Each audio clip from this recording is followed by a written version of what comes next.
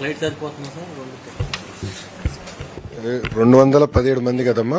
దాంట్లో ప్రధానంగా చూస్తే మీకు హెటోడాకి 22 మంది వచ్చేస్తారు. So capacity of the flight is 220. So buffer కూడా ఉంది. సో ఇబ్బంది ఏం లేదు. అదంతా చూసుకున్నాం. బఫర్ కూడా చూసుకుని ఒక ఫ్లైట్ సరిపోతుంది. అంటే కేంద్ర ప్రభుత్వం కూడా అదనంగా వేయాల్సి వస్తే ఈ విధంగా సిద్ధంగా ఉన్నారు. దాంట్లో ఎక్కడ వెనకాడట్లా, చాలా క్లారిటీ ఉంది. ఎస్, ప్రభుత్వం బండ్లు ఏర్పాటు చేసి వాళ్ళ ఇంటికి చేర్చే బాధ్యత మేము తీసుకుంటాం. ఇప్పుడు మాకేంటంటే ఒక రోల్ మోడల్ ఉన్నారు కదా చంద్రబాబు నాయుడు గారు.